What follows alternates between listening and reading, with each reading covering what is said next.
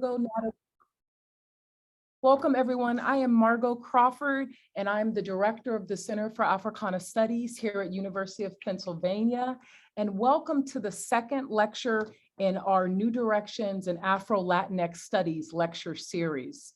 It is my immense pleasure to introduce this evening's speaker. Paul Joseph Lopez Oro will present a talk today entitled Refashioning Afro-Latinidad, Garifuna, New Yorkers, and Diaspora. Paul Joseph Lopez Oro is an assistant professor in the Department of Africana Studies at Smith College and the 21 to 22 Miriam Jiménez Román Fellow at the Latinx Project at New York University. His research and teaching interests are on Black, Latin American, and US Black Latinx social movements, Black feminists and LGBTQ activism, and hemispheric political mobilizations, and Black queer feminist ethnographies in the Americas. His current manuscript in progress, Indigenous Blackness in the Americas, The Queer Politics of Self-Making Garifuna, New York, is a transdisciplinary ethnography on how gender and sexuality shape the ways in which transgenerational Garifuna New Yorkers of Central America descent negotiate, perform, and articulate their multiple subjectivities as Black, Indigenous, and Central American Caribbeans. I am truly enchanted by Professor Lopez Oro's attention to the quote, maroon geographies of Indigenous Blackness. Please do type questions as you listen today. After the lecture, our speaker will draw upon your questions as we end with a conversation that can honor the edgelessness embedded in this work. Welcome, Professor Lopez Oro. The lecture will begin now. Thank you, thank you. Good afternoon, good evening. Thank you for being here. Thank you for making the time to gather in the space of community, collective fellowship. I'm deeply grateful to Professor Margot Crawford for the kind and incredibly generous invitation to be with you all today. I want to give a special shout out of gratitude and praise to staff members at Penn Center for Africana Studies, especially Gail Garrison and Sean Field for all of your support on the detailed logistics and making today's talk very much possible. Thank you. So before beginning today's sharing on my very much preliminary probing thinkings of chapter 4 of my in-progress book manuscript, I join you all via Zoom from the South Bronx. I want to take a moment to recognize my presence on the lands and territories of Indigenous nations of the Lenape peoples, and those not recognized by the settler colonial state of New York, to bear witness to the centuries-long legacies of survival and resistance of the Indigenous peoples of Turtle Island and throughout the Americas. My work could not be possible without a meditation on the impacts of settler colonialism, transatlantic slave trade, Indigenous resistance, and on the legacies of what M. Jackie Alexander calls crossings, or rather our continually overlapping histories of dispossession. For today's conversation, I offer some preliminary probing thoughts on how Garifuna New Yorkers refashion their articulations on Black Latinidad vis-a-vis political imaginaries of Indigenous Blackness as a political project of Garifuna-ness that centers the multiplicities of diasporic geographies from St. Vincent as a Caribbean ancestral homeland to Central America's Caribbean coast as a home away from home, and New York City as a home from home in the belly of the imperial beast of the United States. New York City is home to the largest Garifuna community outside of Central America's Caribbean coast. Since the late 1950s, Garifuna New Yorkers are negotiating transgenerational migrations, building cultural movements, and engaged transnational political mobilizations beyond multiple borders of nation states and racial and ethnic subjectivities. Garinagu, plural form of Garifuna, are descendants of shipwrecked, enslaved West Africans and Carib Arawak indigenous peoples on the Lesser Antillean island of St. Vincent. In 1797, British colonial forces exiled Garinagu to the Bay Islands of Honduras, sparking a diasporic ethnogenesis through subsequent migrations to Belize, Guatemala, Nicaragua, and mainland Honduras. At the turn of the 20th century, the United Fruit Company held an economic monopoly on Central America's Caribbean coast with their banana plantations. The eventual collapse of this economy ignited the first major wave of migrations for Black Central Americans to United States, major port cities such as New Orleans, Miami, Chicago, San Francisco, and New York City. Subsequent Garifuna migration flows continue to the present day due to electoral corruption, gang violence, land dispossession, and economic repression in Central America. These more recent migrations have drastically shifted the political and racialized demographic landscape of the US South, cities such as Houston, Atlanta, Charlotte, and Tampa in particular.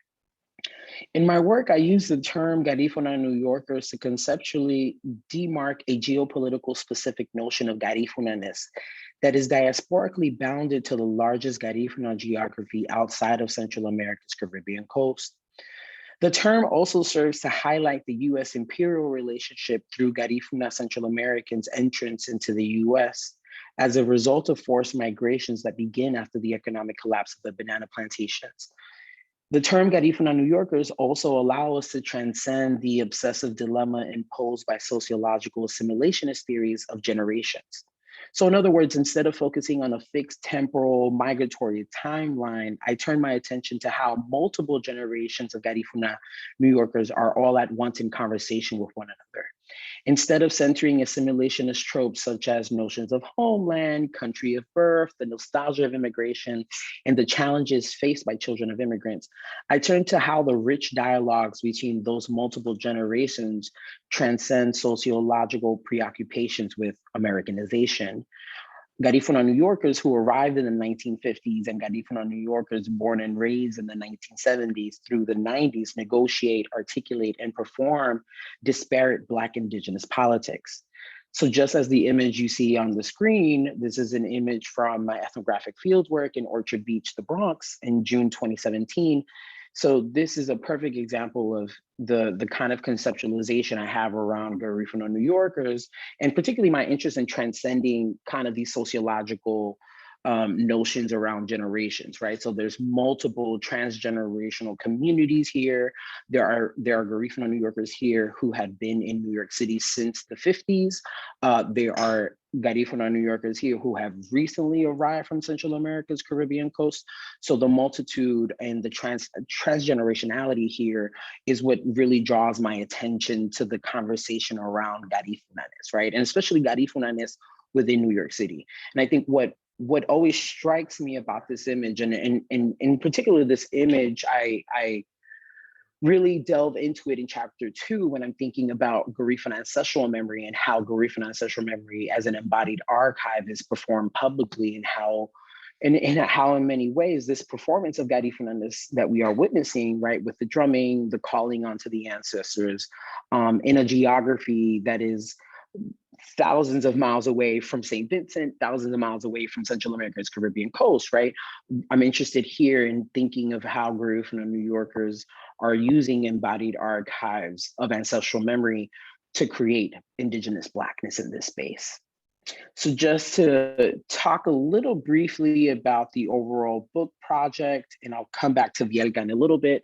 Indigenous Blackness in the Americas, the Queer Politics of Self-Making, Garifuna New York, is the very in progress book manuscript, which is a transdisciplinary ethnographic study that centers the political mobilizations, cultural expressions, and the self-making practices of Garifuna New Yorkers. By bridging together oral histories, social media analysis, fiction and documentary film interpretations, and data and ethnographic data, this book examines how Garifuna New Yorkers transgenerationally perform, articulate, and negotiate their multiple and overlapping subjectivities as Black, as Indigenous, and as Central American Caribbeans. I argue that Garifuna New Yorkers ground their Black indigeneity in St. Vincent, thus articulating a hemispheric self-making manifested through cultural expressions, performance, ancestral memory, visual cultures.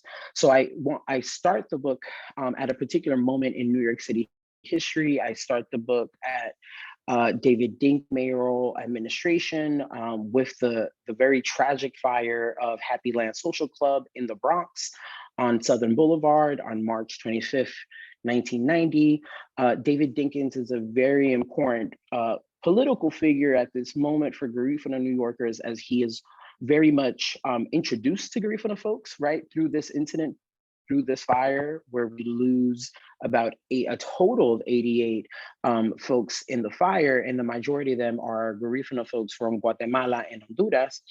And David Dinkins makes it part of his mayoral administration to create a Garifuna Day in City Hall, a Garifuna bilingual program. So I think about the political labor that not only David Dinkins does, but specifically Garifuna women activists. So Elena Alvarez, who's at the center here, becomes one of the key figures in the first chapter of the book to really show and demonstrate how Garifuna folks mourn their dead, but more importantly, how they remember their dead, right? And how through performances of mourning and through performances of Garifuna ancestral remembrance, here you have March 25th, 1990 as this kind of iconic, collectively burned memory for Garifuna New Yorkers. So I start the book there, and I actually ended at the present moment in 2020 with the recent killing of a Garifuna, particularly a third generation Garifuna New Yorker from the South Bronx by the NYPD, specifically around this conflict between communities, right? So there's this moment towards the end where I'm thinking about this hemispheric project of Black Lives Matter, right? And this moment, this killing that happens in the Bronx, and how it really shapes this hemispheric conversation. As at the same time this happens in the Bronx, there's also this kidnapping of Garifuna activists in Honduras by the state, who are fighting for, who are fighting against and combating land grabbing in Central America's Caribbean coast. So I think one of the genesis and kind of the genealogies here that I'm pushing in throughout the book is to kind of thread this centering of Garifuna women's political labor and remembrance, in ancestral remembrance in particular, but also how does that political and spiritual and cultural labor really transgenerationally shapes the ideas of Garifunanes, right? And how does it preserve this larger hemispheric project around Indigenous Blackness in New York City and in Central America's Caribbean coast?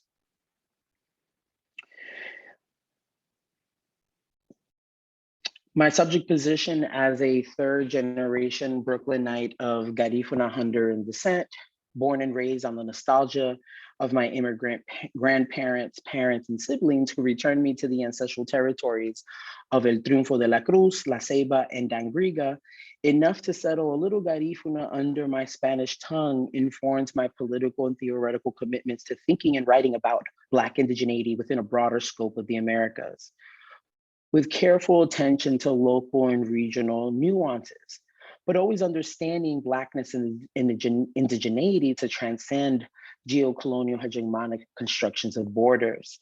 So to borrow from the work of Richard Eiton, my framing of diaspora as an anaformative impulse, putting all spaces into play with each other, dismantling and hopefully transcending nationalism or this nation state thing, to borrow from specifically the wording of Ronaldo Walcott.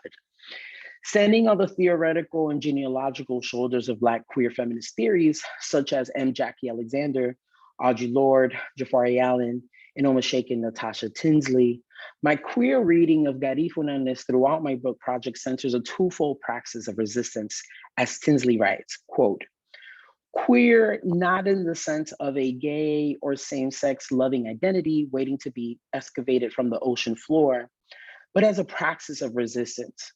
Queer in the sense of marking disruption to the violence of normative order, and powerfully so.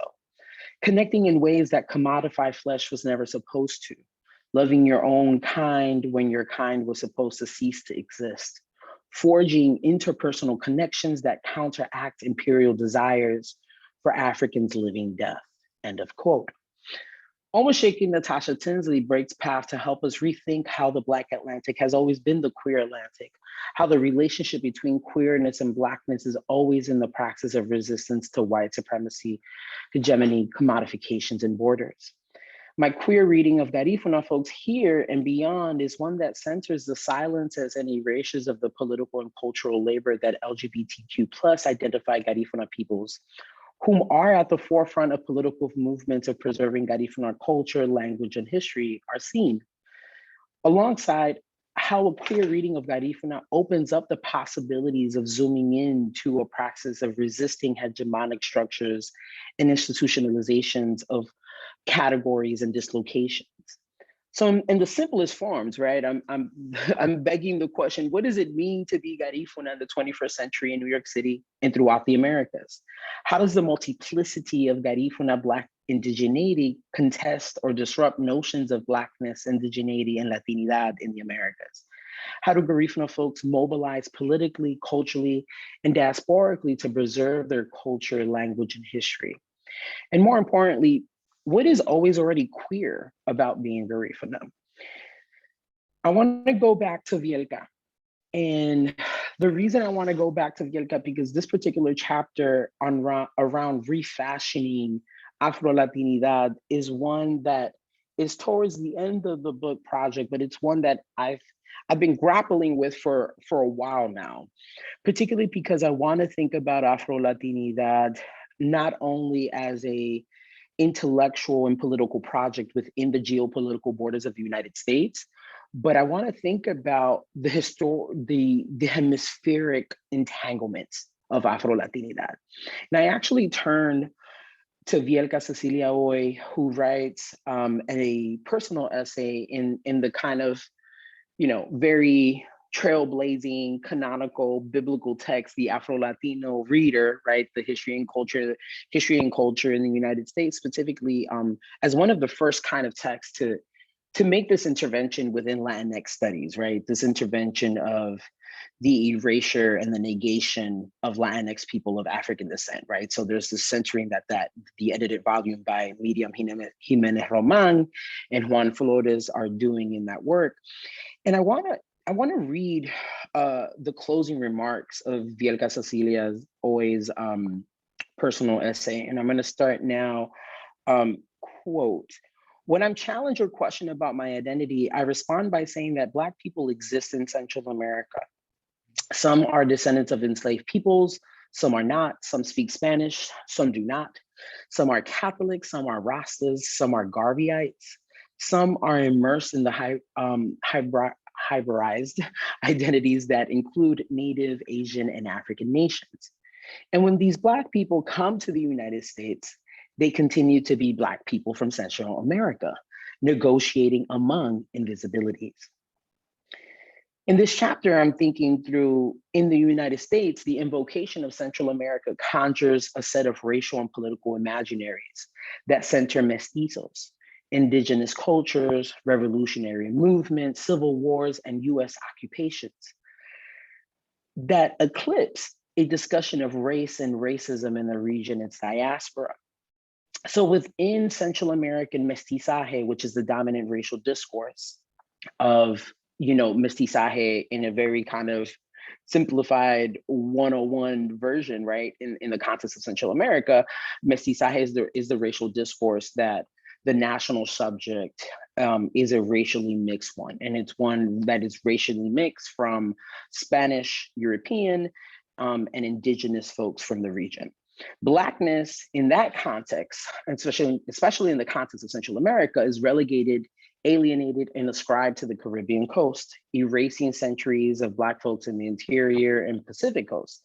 So by ascribing Blackness and Black people to Central America's Caribbean coast, mestizaje, and I want to get a visual up of the region and exactly what I'm talking about, but by ascribing Blackness and Black people to Central America's Caribbean coast, mestizaje constructs his imaginary in opposition and in negation to Blackness.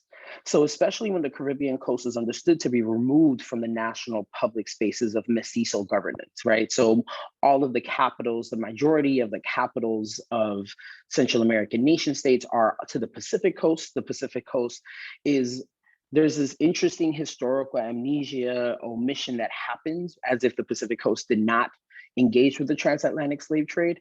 And the Caribbean coast becomes the marker of Blackness, right? So Blackness in the context of Central America comes from elsewhere. It doesn't come from the interior, it doesn't come from the nation state. So moreover, rendering and ascribing Central American Blackness as Caribbean coming from elsewhere and not already always present prior to the formation of the Republic. More recently, Central American neoliberal multiculturalism, and here I'm invoking the work of Charles Hale, the work of Christopher Lopenena, Edmund T. Gordon, Juliet Hooker. Within Central American neoliberal multiculturalism, constructs Blackness as a folkloric caricature for tourist and popular culture consumption.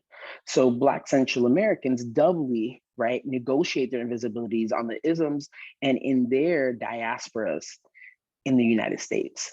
So despite the extensive and rich history of Africans and their descendants in the isthmus, especially their presence and contributions centuries prior to the 1821 Wars of Independence, Black history and Blackness remains alien to Central American nationhood in and outside of the isthmus.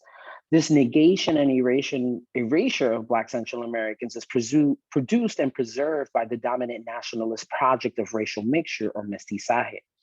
Black Central Americans such as Garifuna, Creole, and Negros de Hablado Inglesa, right? So Creoles and West Indians in Central America transgenerationally migrate to the United States with embodied histories of anti-Black racism and violence. So the migration that happens from the Caribbean coast to the United States is not simply one about just economics, but is one about lived experiences of generational anti-Blackness in the region. So Vielka's essay, Negotiating Among Invisibilities, Tales of Afro-Latinidad in the United States, really points to us in the complexities of the invisibility that she's constantly negotiating.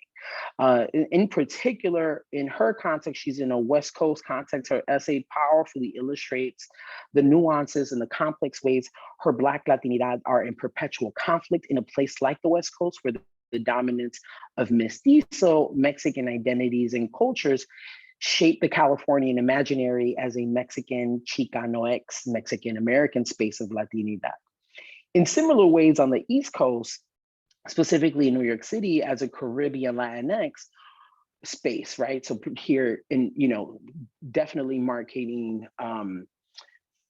Puerto Ricans, Dominicans, and Cubans, right, in this particular space where Afro-Latinx peoples are always already assumed to be Dominicans, right, where Black Central Americans are racialized into being African Americans or West Indians. Oi's essay is striking by the multiplicity of invisibilities and the contradictions she engages with. It is here in the space of negotiations and contradictions and articulations that I engage how transgenerational Garifuna New Yorkers exist, live, and articulate their multiple subjectivities.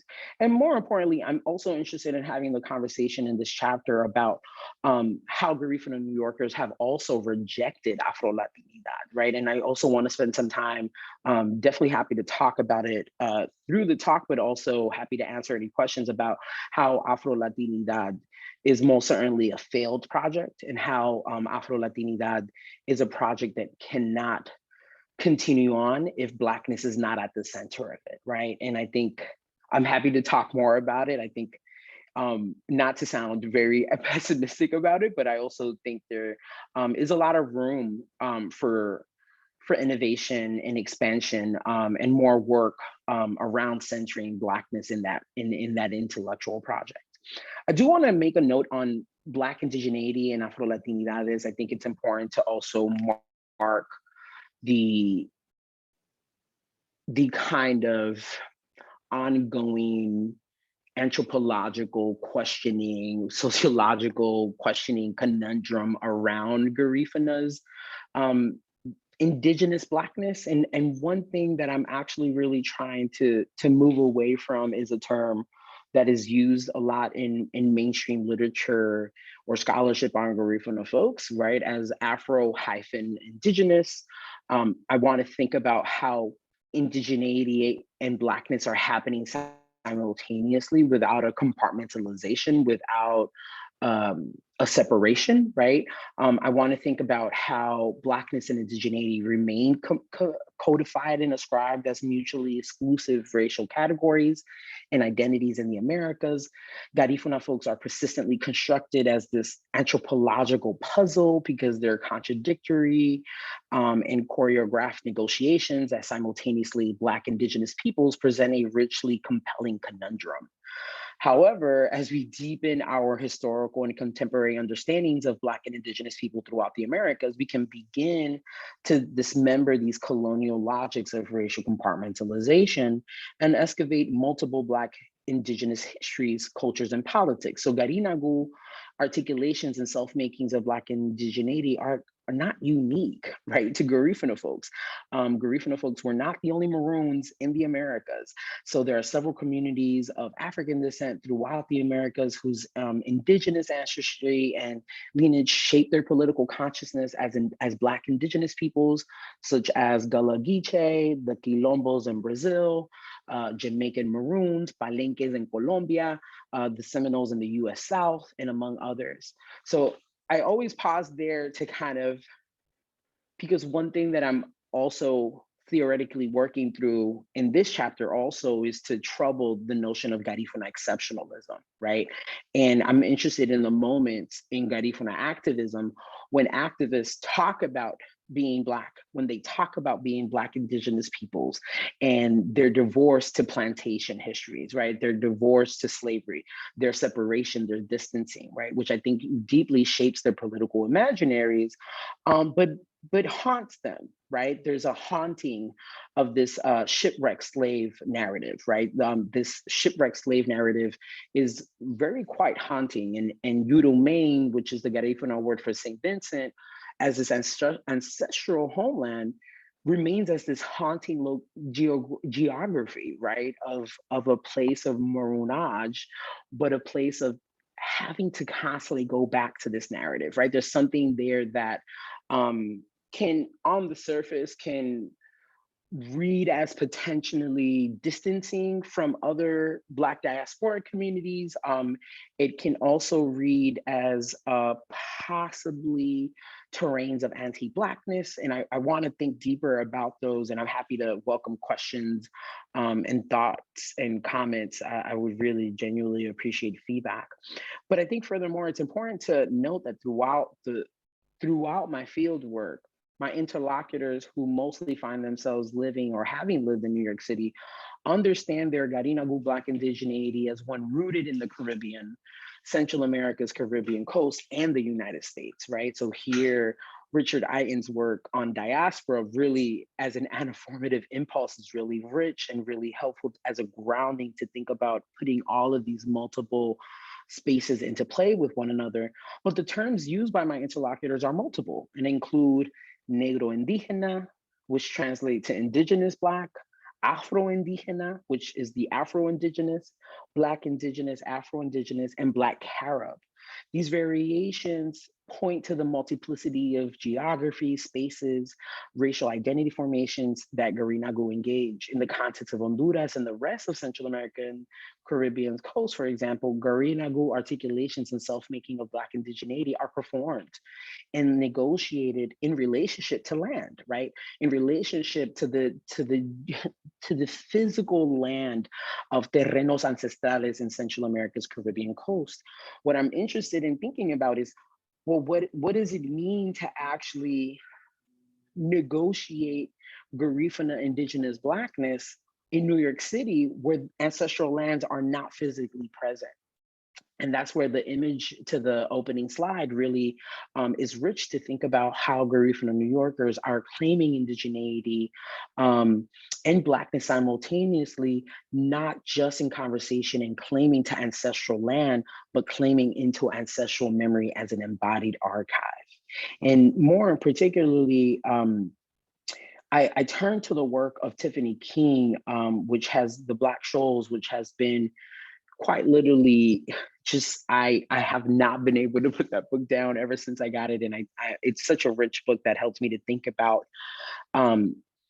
this category of Black indigeneity, and I do want to bring her work into conversation because Garifuna communities in Los Angeles, Houston, Chicago, New York City are going to have different expressions of and relationship to their indigeneity based on the racialized geographies of those spaces. So while retaining this kind of cultural nationalism around Garifunanes, I turn to the work of Tiffany King, where she's talking about genocide and slavery do not have an edge. And I'm going to specifically talk about, King says, quote, while the force of their haunt has distinct feelings at the stress points and instigations of Black fungibility and Native genocide, the violence moves as one. To perceive this distinct yet edgeless violence in its haunting requires a way of sensing that allows moving in out of blurred and sharpened vision, acute and dulled senses of smell. It requires that taste buds at the back of the throat and the pinch of the acidic in the nerves of the jawline. Edgelessness distinction is a haptic moment shared in a ceremonial Black and Indigenous ritual. End of quote. King's provocation to pay attention to the edgelessness, colonial hauntings of Blackness and indigeneity is generative as I think about the ways in which Garifuna folks negotiate and contradict these articulations and self-making of Black indigeneity. So one thing that gets really complicated when I think about geography and the way in which Garifuna folks are negotiating their indigenous Blackness, there's a clear marker in Central America's Caribbean coast, right? Particularly because of how mestizaje as an anti-Black and an anti-Indigenous project functions, that Garifuna folks are able to articulate an indigeneity that becomes legible to the state, right? And this is thinking about their land tenure. This is also thinking about their decades of fighting land dispossession by foreign capital and by internal forces in Central America's government structure. But there is a place for indigeneity in Central America for Garifuna folks. It's a complicated place, right? Because their racialization as Black people anthologically makes them impossible to be indigenous, right? So in many ways, the nation state in Central America sees them as indigenous, but marks their indigeneity with ascriptions to Blackness, right? Which means that they see their indigeneity to be performative, right? That in other words, this postcard that you see in front of you is a marker of a Black indigenous community in Honduras come and learn about the culture, the music. It becomes a form of what Christopher Lopedena calls this double-edged sword on multiculturalism, right? The folklorization, the representation, right? So hashtag representation matters, but in this case, what is the price of representation in a nation state that already negates the existence of Black indigenous communities? And the price of the ticket is precisely a representation that becomes folkloric, right? Because this image, right, for a tourist that knows nothing about Honduras, that knows nothing about Central America's Caribbean coast, right? There's already certain archetypes and tropes that are emerging from the postcard. There's already images of Black indigenous peoples being spaces of entertainment, being spaces of dance, being space of music, right, of gathering, but it doesn't actually highlight, right, the long histories, right, the centuries-long histories of Garifuna, Creole, other Black indigenous communities, the Mesquite, right, on Central America's Caribbean coast. What happens in New York City is that the other side of this happens, right? So it's the multiculturalism, it's what I would call, and what Lopedena has definitely called, right, the extension of the hemispheric neoliberal multiculturalism, right? So what is at stake for Garifuna New Yorkers who, A, may or may have never been to Central America's Caribbean coast, may or may not have a relationship to the language, to the customs, to the traditions, to the food? What does it mean to perform and recreate Garifunanes in a geography like New York City, right? Creating political representation, creating markers of visibility, right, in a polity where their Black indigeneity has to be marked and has to be invoked, right? And it has to be particularly performed, right? So there's a certain kind of performance that's happening here of Garifunaness, right? The presence of the drums, the presence of the Garifuna flag that Felix Gamboa Valentin is holding in the back, right? So thinking about these questions about what is the refashioning here of Afro-Latinidad? And I think there's something really important about Afro-Latinidad here as this kind of failed project for Garifuna folks, right? So in particular in this chapter, I put these two really different census projects in conversation to one another.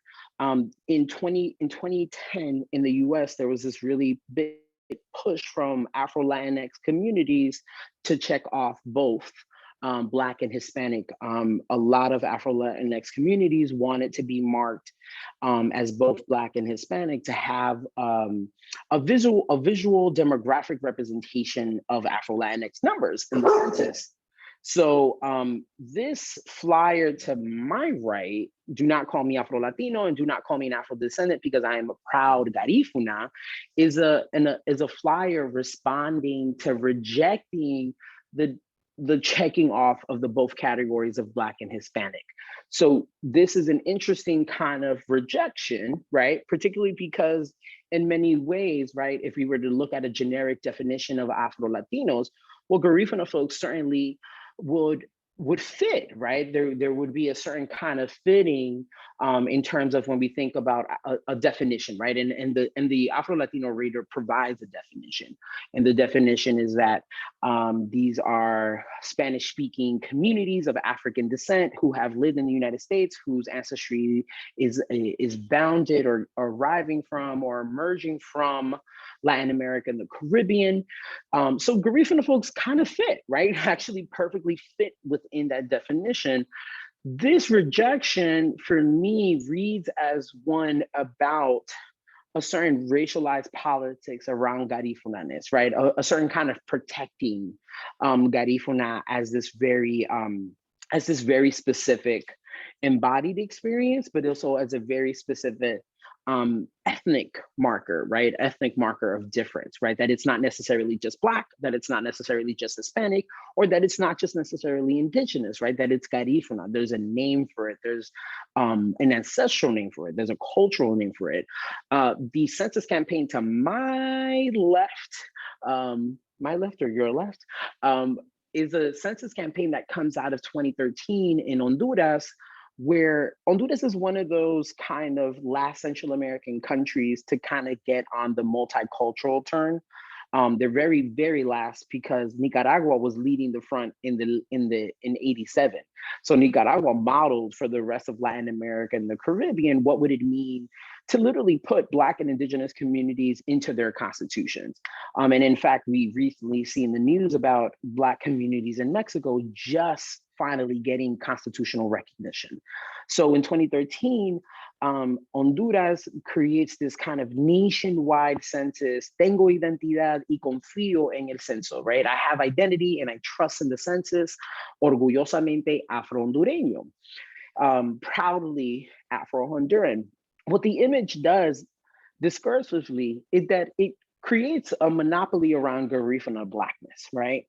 It creates a monopoly in the sense of there are other Black communities in Honduras, right? They're not just Garifuna, there are Creole, there are West Indians, right? There's a longer, rich history of the Black diaspora in Honduras, right? So because of mestizaje, right? And because of its pervasive narrative, it retains this kind of narrative of negating Blackness, right? That Blackness happens at a different time period, that Blackness hasn't been present since before the formation of the nation state.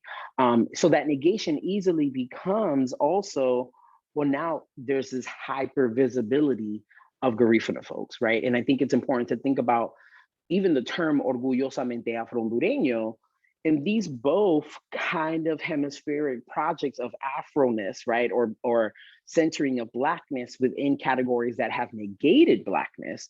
Garifuna folks have rejected both of them, right? And I think it's really important to think about that rejection, not one simply folding into a politics of exceptionalism or a politics of uniqueness or this kind of branding around Garifuna folks and their culture, but more importantly about a certain kind of naming, right? And a certain kind of naming around Indigenous Blackness, that Garifuna already means Indigenous Blackness, right? That in fact, Afro-Hondureño doesn't actually capture the specific culture marker and alterity of Garifunaness, right? That Afro-Latino actually can't particularly hold Garifunaness, if that makes any sense. And I actually, in this chapter, I put into conversation two transgenerational Garifuna New Yorkers. I put either Lambert and Janelle Martinez into conversation with one another. And I want to talk a little bit about Ida Lambert. Ida Lambert's history and her migration, particularly to Brooklyn and East Harlem, is really important. She comes in the 60s from La Ceiba, Honduras, and she's also part of the Afro-Latino Reader.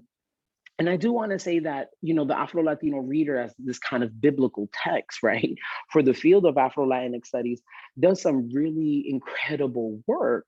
But within those pages, there are only 3 essays on Black Central Americans.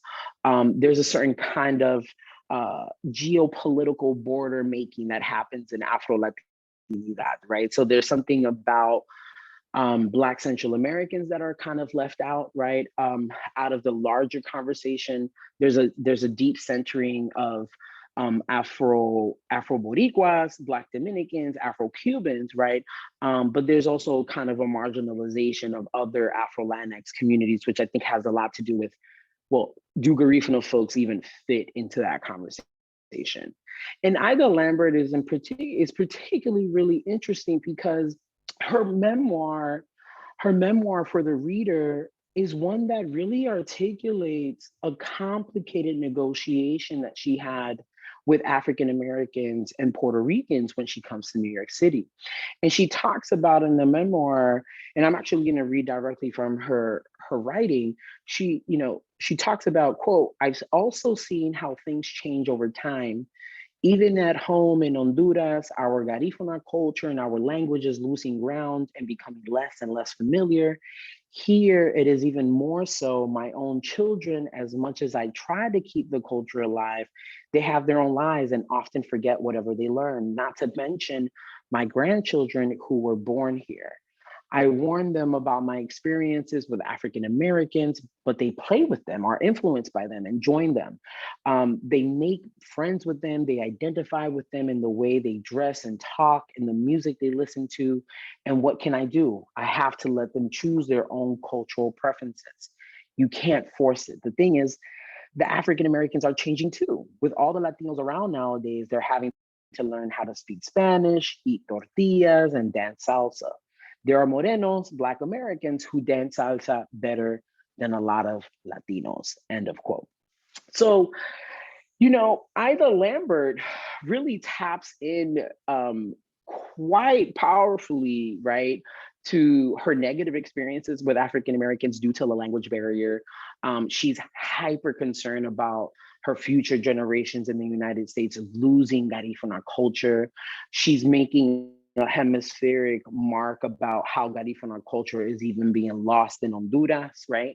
But there's also anti-African American sentiment, right, in this memoir, in this personal essay. She's particularly part of a generation of Garifuna New Yorkers that are really invested in Hispanidad, right? There's this huge investment by Black Central Americans like Ida Lambert in making space within this political category of Hispanic. And she's actually, what's really fascinating about Ida as this kind of political figure within New York City Latinx history is that she's really often forgotten, right? When we think about the larger kind of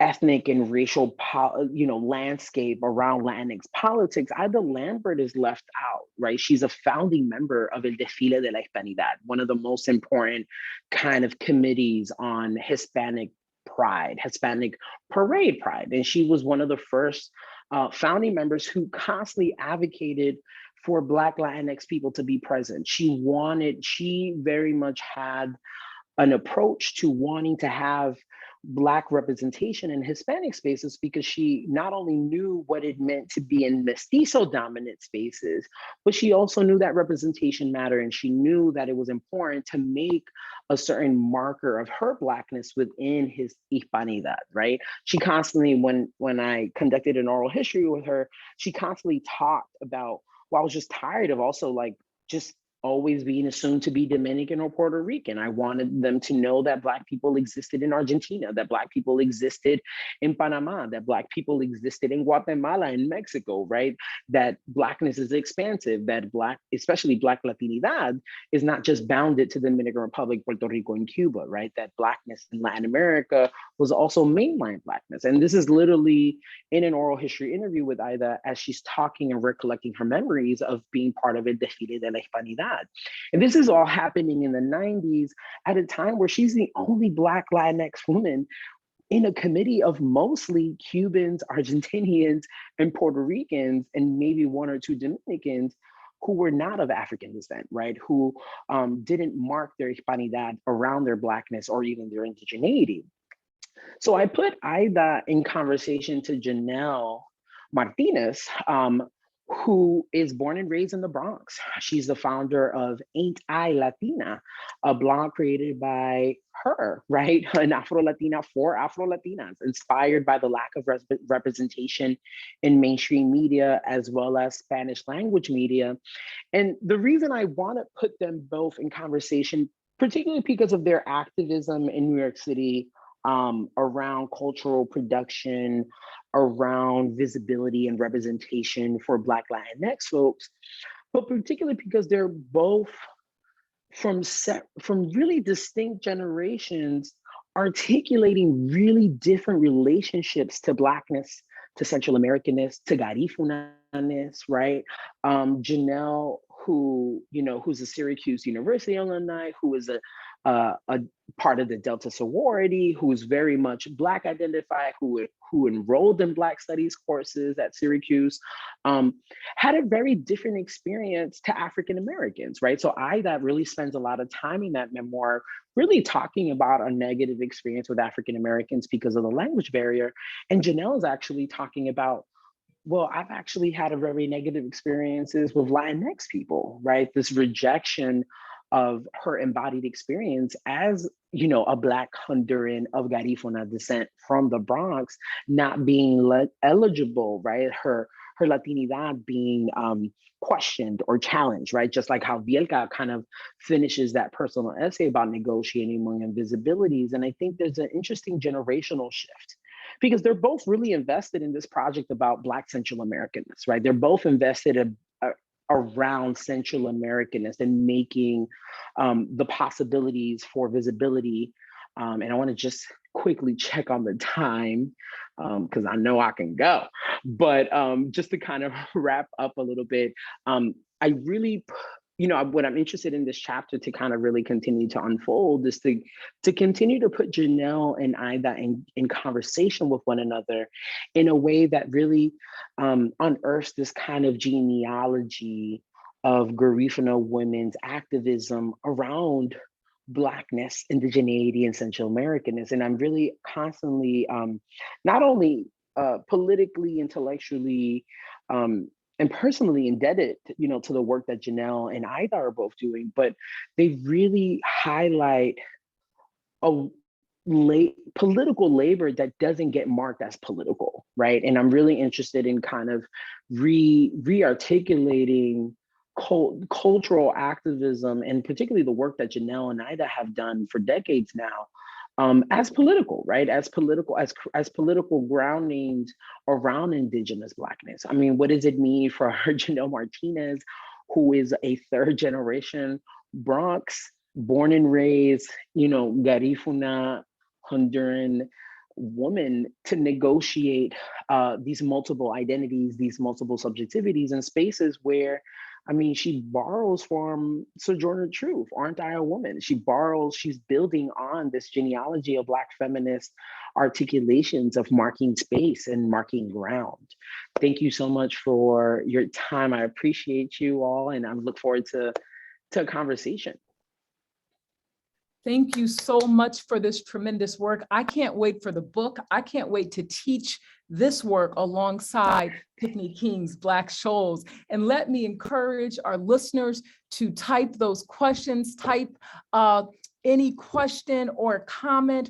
But as we start, Paul, could we actually think about, I think that most compelling moment for me, one of the moments, one of many moments when I was so pulled into your words, when you were explaining why you don't want to use that term Afro-Indigenous, right? And when you're really making, I think, making us think even more about how the words Indigenous Blackness, right? Even when we think about how you, like King, you are thinking about those offshore formations as you bring Blackness and indigeneity together. And so I'm wondering, just as a first question, can you say more about your hesitation in terms of some of these other terms like Afro-Indigenous, right? In some ways, it even makes me think about that larger claim, surely such an important claim that AfroLatinidad could be a failed project. That also makes me even wonder about the term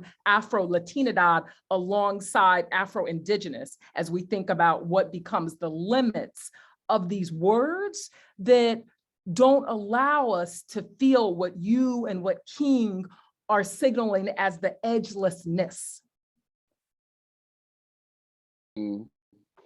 Thank you so much for that. I appreciate the question. And you know, one of the things about, and wanting to talk about Afro-Indigenous and then Afro-Latinidad, I think my hesitation has a lot to do with, and this really, it really comes from certainly the work of Tiffany King, but also the, you know, the kind of long scholarship produced by Ted Gordon on Black Nicaraguans and their negotiations with indigeneity.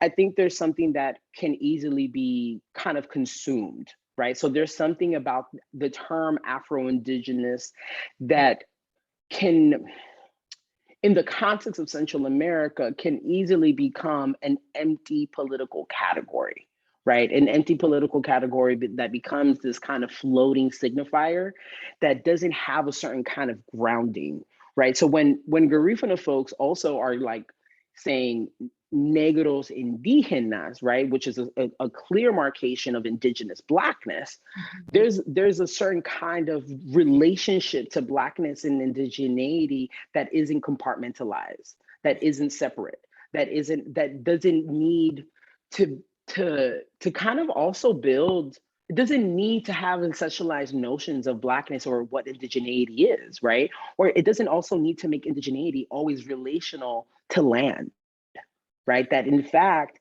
land as this, not just this physical space, but also this kind of ancestral terrain, this ancestral territory that one in many ways carries with one, right? In many, in ways where indigenous Blackness pushes forward this kind of wanting to stop the divide, right? Wanting to stop the compartmentalization. And I think there's something richly, I mean, for some really interesting reason, I've turned recently to the work of Toni Morrison to even think about indigenous Blackness, as she also articulates in her work about an indigenous Africanness, right, within African American literature and culture, where it took me, like, even that moment when I'm talking about, like, hey, Garifuna people are not unique because they happen to be Black and indigenous at the same time, right? And in fact, many ways, I'm also kind of wanting to trouble these different compartmentalization and saying, well, what would it mean for us to deeply understand all Black people in the Americas who are descendant of the Middle Passage, right, to be indigenous to the Americas, right? And I think that actually would really disrupt these very kind of cutthroat compartmentalizations that happen. And and many times I think Garifuna folks politically have modeled that for us, have modeled what it means to be Black, Indigenous simultaneously, without separating those categories, but also the failure of how those categories just really don't, the colonial logics of them just can't no longer work anymore, that those borders just can't really, I mean, this is why King's work is just so phenomenal, right? The edginess of both of them is really rich to kind of think about. And Afro-Latinidad, I mean, for me, for a really long time, you know, Latinidad for me is a very much anti-Black project, right? And the fact that Afro has to exist, you know, Blackness can't exist without Latinidad, right?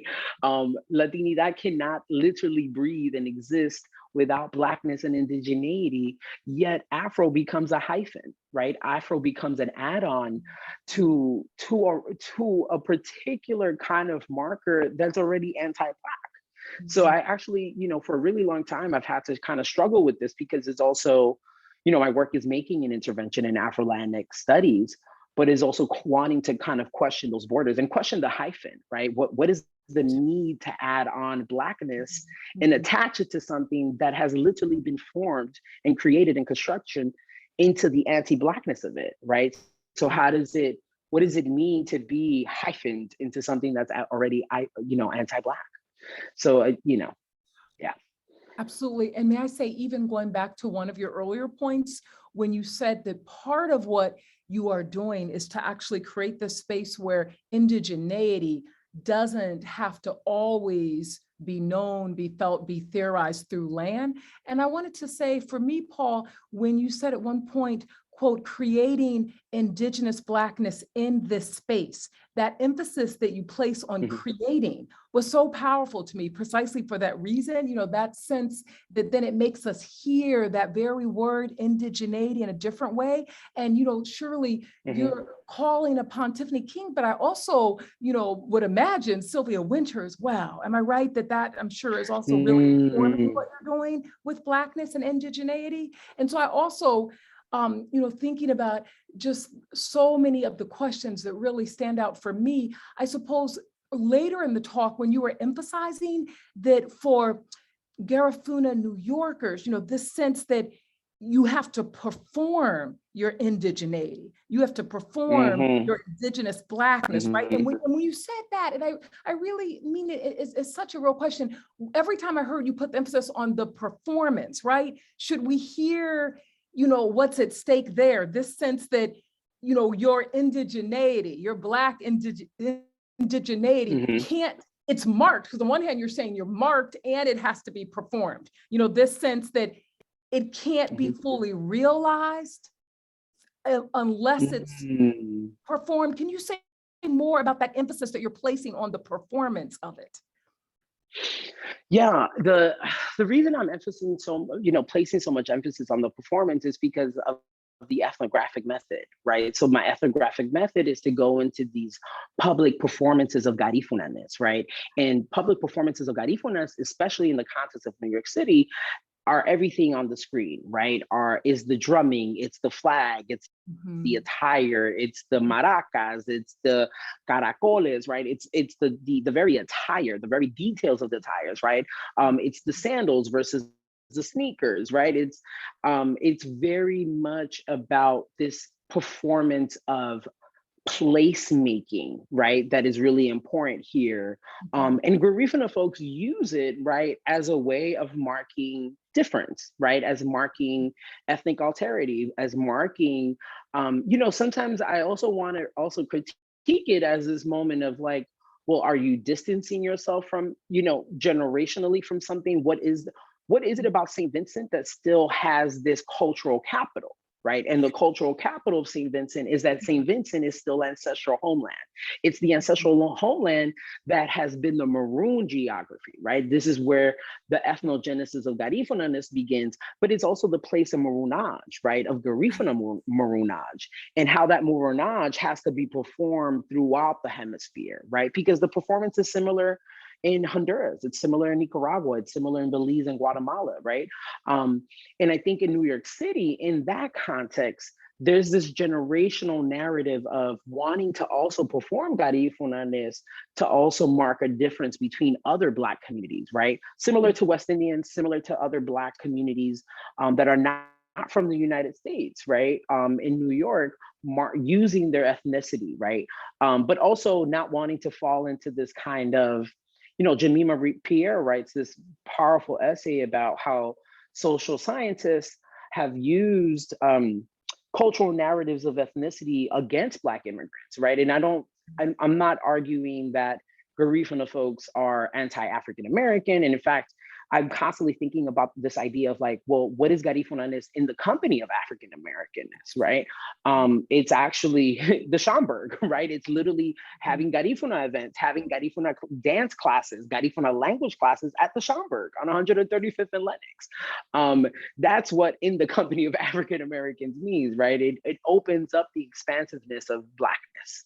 Mm-hmm. And I love them. I just say, I love those very words, in the company of, as a way of understanding these Black, Indigenous, diasporic formations. If we can just hold on to those words, right? To be held, together in the company of. So one person who has typed a question writes the following: could you speak more on the Garifuna negotiation with the appropriation of Blackness accomplished by other ethnic groups, such as Creoles, Ramas, and Mosquitoes, especially within the borders of Central America?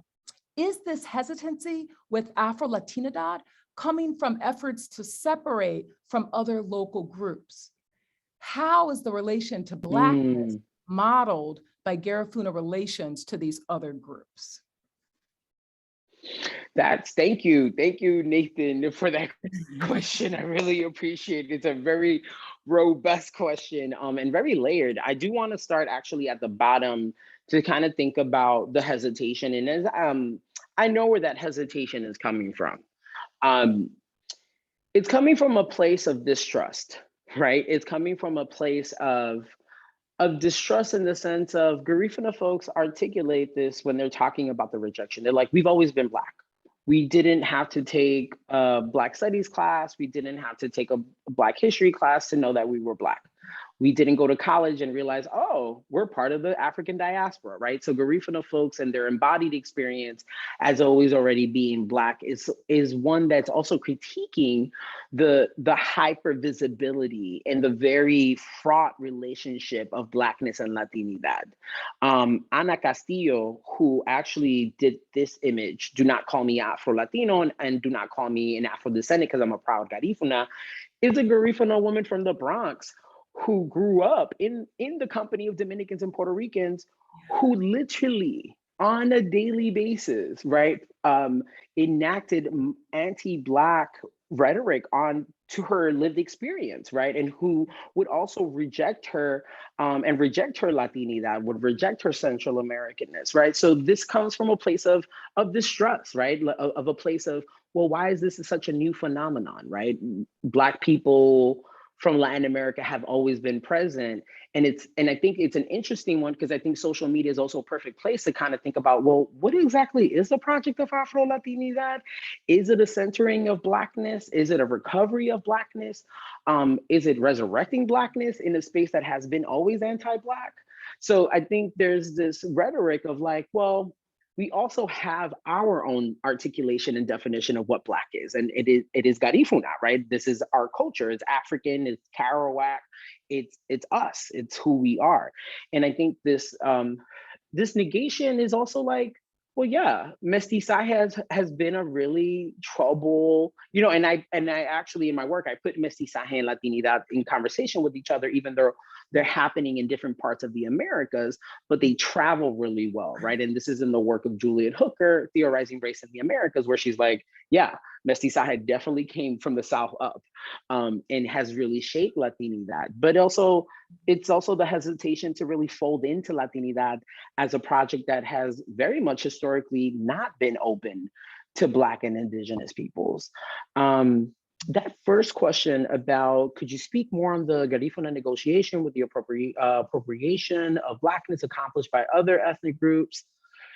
I want to think about that question more. I mean, I think, so the Creoles and the Ramas and the Mosquitoes in the context of Central America, their articulations of their own Blackness are really different from Garifuna folks, particularly because Creoles are descendants of British colonialism in Central America, right? So the way in which British colonialism has had an impact on Central America's geography, Creoles emerge as part of that history, which is really distinct from Spanish colonialism. And in fact, Creole folks in Central America speak both Spanish and Creole English.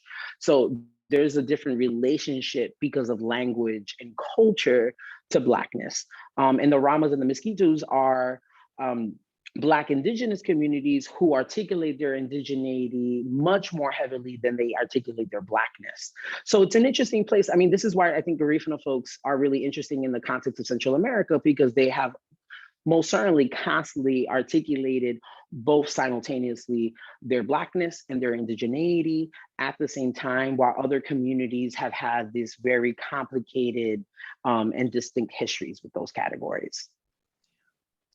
And, you know, your final point, it reminds me that moment in the talk, you know, when it seemed to me that you were hailing this question I'm about to ask, because you referred to a lapse into possible, and you did make it sound like possible anti-Blackness as you were talking about a certain way that you want to trouble Garifuna exceptionalism. And of course, this is when you were thinking about St. Vincent and thinking about what it means for St. Vincent to become this haunting place, right, of Maronite and so forth. So I wonder if you can say more about that careful but important way when you were placing that emphasis on a possible anti-Blackness. Is that something that's emerged through the field work? You know, why is that on your mind? Yeah, no, thank you for that question. And I appreciate it, because that's a place that I want to like push the work further in, particularly because I think I see it emerges in the activism, right? So when Garifuna folks are like, somos negros, pero nunca fuimos esclavos, we're Black, but we were never slaves. There's a very heavy articulation. I am so sorry. One second. I don't even know where that's coming from. Okay. There's a very important articulation and distancing to Blackness, right? And but not necessarily Blackness, but this idea of slavery or plantation life, right? And this is also like where I like curiously turn a little bit to Orlando Patterson, right? To think about, or maybe not even Orlando Patterson, but Tinsley, right? To think about the slave ship, to think about how in the Middle Passage, even the entry point into the slave ship as already living and breathing plantation life. And I'm even just realizing the work of, you know, obviously Catherine McKittrick is very much present in this conversation. You know, I think there's something terribly anti-Black about the fact that Garifuna folks get to narrate this kind of exceptional masterpiece of Black humanity that is divorced of slavery. And I'm just, it's troubling to me, right? It's troubling to me, particularly because I know it's done intentionally with this kind of build of, this is why we have culture. This is why our culture has remained. And I'm like, no, right? Like, even enslaved Black folks have retained culture in different nuanced ways. And I think Garifuna folks use that as a marker of difference, but it's a marker that's really grounded in this idea that of hierarchy, if that makes any sense, right? Of this idea of like, it's this UNESCO branding, right? It's this UNESCO branding of 1992 that says Garifuna people are the masterpiece of humanity because they've been able to keep this Arawak, Carib, African culture alive. And I'm just like, you know, Black folks throughout the Americas have done the same thing too, right? And whether those fragmentations exist, I mean, Garifuna identity is entirely fragmented, right? Even though there's a language, even though there's like traditions and customs, Garifuna culture doesn't escape the terror of plantation life, right?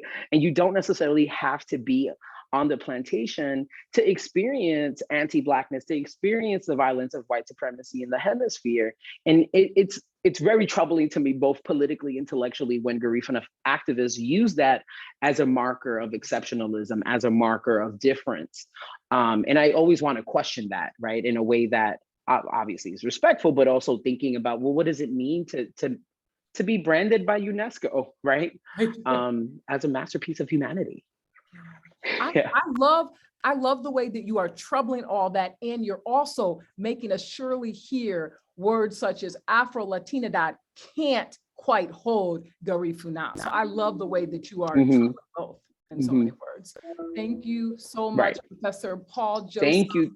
Lopez Oro. Thank you for this tremendous lecture, and thank you for this forthcoming book. I want to say the full title because I think the lecture fully convinces us that we need that book. So I surely wait to be able to read and teach Indigenous Blackness in the Americas, the queer politics of self-making Garifuna, New York. Thank you so much. Thank you. Thank you so much. I appreciate the space. Thank you so much for the invitation. And I look forward to staying in touch. Yes, thank you. Goodbye, everyone. Have a good evening. Thank you. Bye-bye.